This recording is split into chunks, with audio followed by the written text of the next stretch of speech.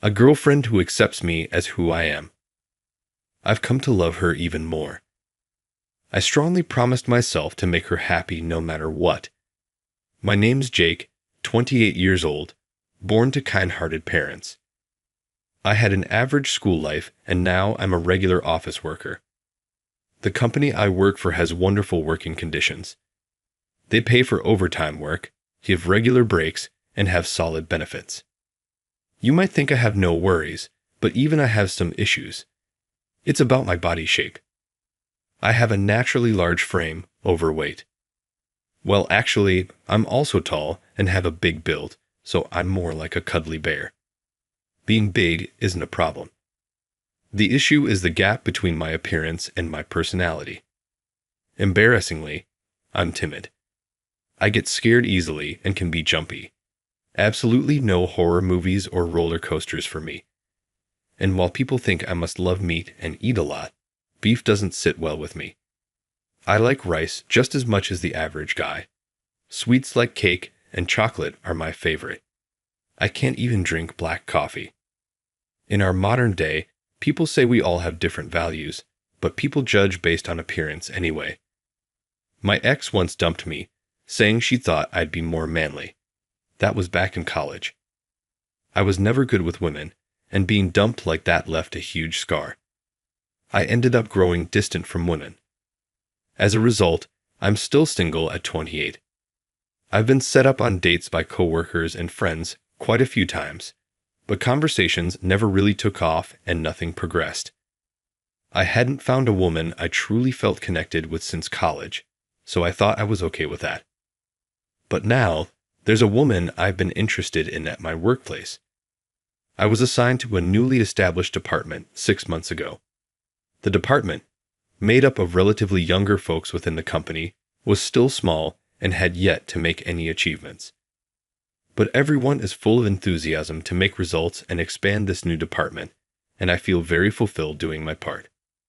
The woman I have a crush on is Jessica, who became the boss in this new department. Despite being 34, she was given a significant role in this new setup. A real successful, career-driven woman. Not only is she competent at her job, but she's also gorgeous with an outstanding figure. She's even been featured in the company newsletter, making her a bit of a celebrity around the office. But what makes her truly wonderful isn't her looks or skills, but her social and friendly personality. In a department dominated by men, Jessica always communicates proactively, which is improving the office teamwork. For some reason, she seems to pay special attention to me. Jake, I've got a snack for you again today. Here you go. She always gives me snacks. I often get invited to lunch too. Strangely, Jessica seems to only invite me to lunch. Hey, are you by any chance dating Jessica? I've been asked this by my colleagues more times than I can count. Once I asked her, "Why do you always invite me for lunch? I'm not the best at making conversation, and wouldn't you have more fun with others?" "Oh, are you feeling pressured? It's hard to decline an invite from a boss, right?" "I'm so sorry," she quickly said. I hastily denied, "No, that's not it. I mean, I'm grateful. But I always wonder why you care about someone like me. I'm not particularly skilled at work, and there are great-looking seniors and peers around, so I wonder why you always reach out to me." Hearing my lack of confidence, Jessica softly smiled and replied, "It's not just about who gets the best results at work. We're a team, Jake. You're always there supporting everyone. That's why I and everyone else feel comfortable working with you. I know other good things about you. Be confident."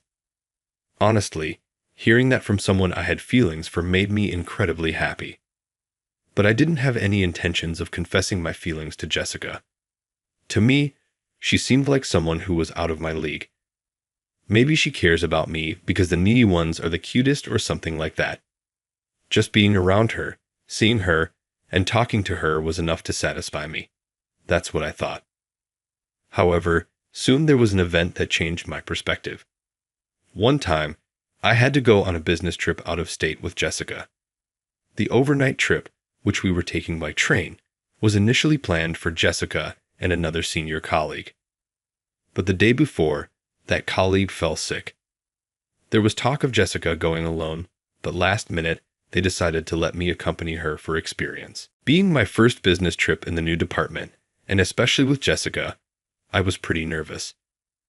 Perhaps noticing my anxiety, Jessica tried to ease my tension by striking up a conversation on the train, and even gave me some time to relax when I looked tired. I was reminded again how considerate and kind she is that day.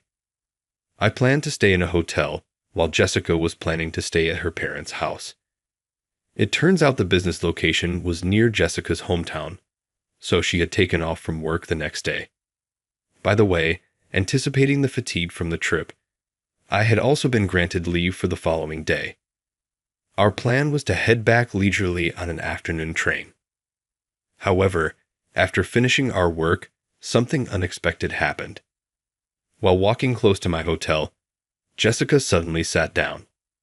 Apparently, she suffers from anemia sometimes. As she sat, she looked pale and said she felt dizzy. I thought of taking her to a hospital, but after she took her meds, Jessica assured me, "I'll be okay soon," and insisted we didn't need to go.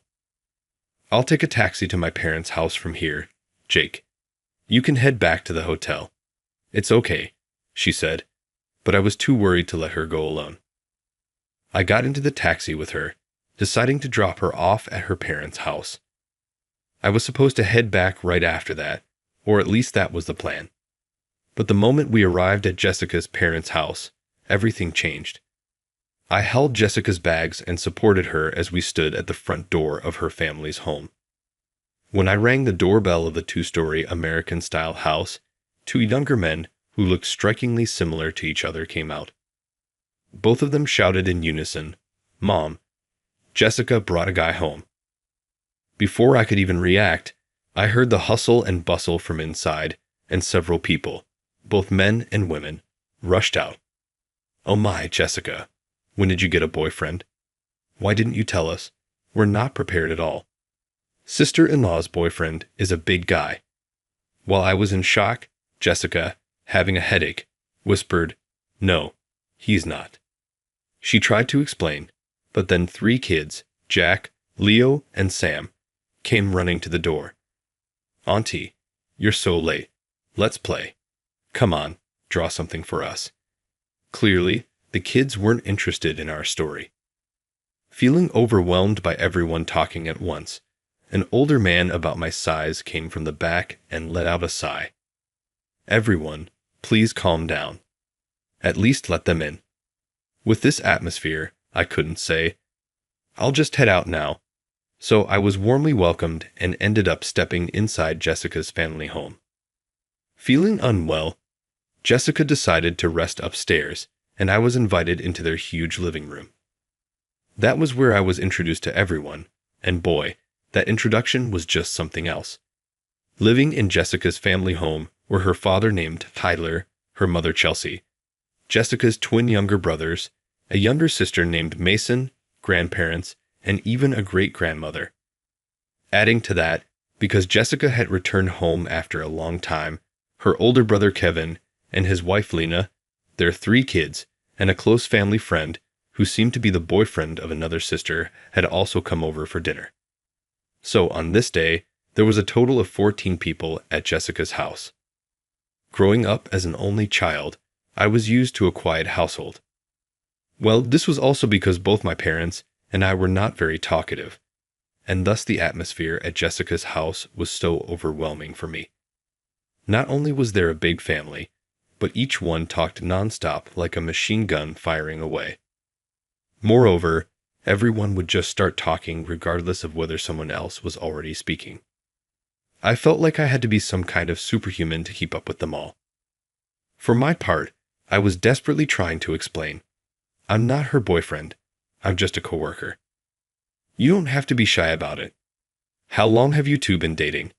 was the kind of thing they kept asking, not listening to a word I said. I felt hopeless. However, they weren't bad people. Proof of that was the endless stream of food and drinks they brought out. By that time, I had completely missed my chance to return to my hotel. Then Jessica, who had been resting upstairs, came down to the first floor. Whether the medicine had worked or resting helped, Jessica's complexion had improved. Seeing me being bombarded with questions, Jessica sighed deeply. "Oh, Jake, I'm so sorry," she said. Jessica then explained to her family that I was just a coworker, and I had given her a ride home because she felt ill. Jessica's family seemed disappointed to find out I wasn't her boyfriend, but they quickly adjusted. "Whether you're a coworker or not, you're still our guest. Is there anything you don't like to eat? You're staying over, right?" "Well, I was thinking of staying at a hotel, and there's no worry for my dinner. I can grab something at a convenience store or something," I replied. But the adults insisted on having a drink and chat, and the kids kept asking me to stay, saying, "You have to stay over." Feeling pressured, I finally called the hotel to cancel my reservation. Jessica leaned over and whispered apologetically in my ear, "I'm really sorry. Are you okay with this?" Even though Jessica said that, the truth was I was starting to enjoy this place. While having some drinks and food, I'd really warmed up to everyone. I'm not great at talking with women, but the men in this house were quite chatty and made it fun to converse. And while I might be a bit shy, I've always loved lively atmospheres. Being an only child, I've always dreamed of big families. Everyone here is pretty assertive, but they're also hilarious, and Jessica's mom makes some delicious food.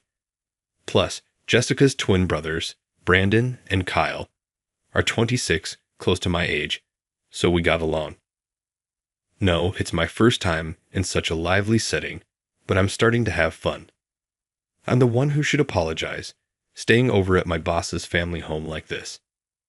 No, I'm glad you're here. My family's a bit loud, but if you're enjoying yourself, then it's worth it. I couldn't help but think that perhaps Jessica's considerate personality came from this family background. As the night went on and more drinks were poured, Brandon and Kyle brought out an old photo album of Jessica's childhood. Looking through it, I wondered how unexpected this whole situation was, going on a business trip with my attractive boss to her hometown and ending up coming close with her family. Even though it was an unexpected event, seeing how pleased Jessica seemed with me bonding with her family made me glad that I came here. Lost in these thoughts, Tyler, who had been in the bathroom, returned. "How far have you guys gotten?" To which Brandon responded, "We just talked about when Jessica finished elementary school." A tipsy Tyler, along with Brandon and Kyle, have been telling me various stories from Jessica's childhood. "Oh, right. Mind if I continue? You're not bored, are you?" To be honest, I suspected the stories from the older guys were a bit exaggerated, but they were darn entertaining. I was eager to hear more. "Stop talking about embarrassing stuff." "Okay." Jessica blushed, a sight of her I'd never seen at the office, and it was something new. Even then, the family revolved around the stories about Jessica, and eventually, Tyler, perhaps too tipsy, dozed off. I noticed others, including the children, had gone to bed. In the kitchen, I could see Jessica and the eldest son's wife starting to clean up. Catching a glimpse of Jessica in an apron, an image I'd never be able to see in the office, I couldn't help but feel a surge of excitement. But as Brandon observed me, he whispered to me with a smirk on his face, "You have a crush on my sister, don't you? It's so obvious." "What?" "No, I mean," I blushed in panic. Kyle also chimed in, whispering, "Just spill the beans. Maybe Jessica feels the same way. Maybe I shouldn't give it away." After they teased me enough, the two brothers headed to their rooms upstairs. I was left alone in the living room, pondering over Brandon and Kyle's words. I had chosen not to confess my feelings, but what if Jessica felt the same way about me? I tried to keep calm, but memories of the photographs in Jessica's life journey filled my mind. Jessica has always been deeply loved by her family. I thought if I could be loved by someone like her, I'd be truly blessed. Encouraged by Brandon and Kyle's hints, I began to feel some courage. I felt that if I missed this moment, I might never find the nerve again. So once the cleaning was done and Jessica returned from the kitchen, I mustered the courage and confessed my feelings. I've liked you for a long time now. I always felt you were out of my league. I thought I should just give up, but I couldn't. I want to become someone special for you. Jessica was clearly surprised by my sudden confession, and her cheeks soon turned red. Do you remember asking me why I was always caring about you? When I first saw you, I thought you were like my father, big in stature but kind-hearted inside. However, during a business gathering, I overheard you talking about how your size was an insecurity for you. That's when I felt the urge to cheer you up. Indeed, I always felt self-conscious about my large frame and timid personality. I thought you shouldn't feel that way. You always step up for the physical work at the office, right? And you offer to help out with chores, always with a smile. Initially, I just wished you'd have more confidence. But before I knew it, I found myself caring about you more and more. I had no idea she had noticed all those little things about me. My heart was racing and my palms were sweaty, but when I looked into Jessica's eyes, they were glistening and wavering. I wasn't the only one who was nervous. She took a deep breath and said, "It was me who has liked you from the beginning. If you're okay with it, would you date me?" Holding back my urge to jump in joy, I took her hand and replied, "Yes, yes, thank you so much." Bowing my head, but remembering how sweaty my hands were, I tried to pull away. Yet Jessica held on tightly, making it impossible to let go. I still remember the happiness I felt over such a small thing. The next day, after announcing our relationship to Jessica's entire family, they seemed ready to throw a party despite it being early morning. We managed to avoid that, but I was overjoyed by how warmly her family accepted me.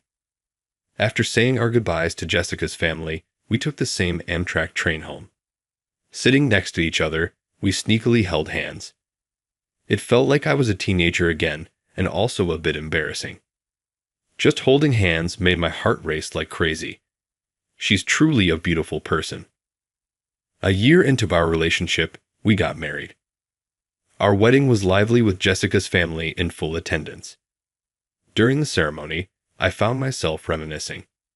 Me, with my big, bear-like physique, and my stunning boss, Jess. Despite our differences, we became closer. Thinking back to the business trip to her hometown, everything happened so fast. As I recalled this, a performance started by Jessica's siblings, making everyone laugh until they nearly rolled over. At the same time, realizing I was becoming a part of this wonderful family lifted my spirits. Whether it was happiness or amusement or both, tears streamed down my face. "You're crying already," said Jessica, wiping away my tears. Dressed in a beautiful white wedding gown, Jessica's beauty was so blinding that it only made me tear up more. Seeing this, even Jessica's brothers and father couldn't help but tear up themselves. "Jessica, I'm sorry for crying so much. I'm just so happy and grateful. Thank you for making me a part of such an amazing family. I know I'm emotional, but I promise to be a strong man. Just let me cry for today." As I sniffled, Jessica gently wiped my eyes with a handkerchief and said, "It's okay for you to be a crybaby. I'll always be here to wipe away your tears." She accepts me for who I am. I might have married an angel. That's genuinely how I felt, and it was the best day of my life.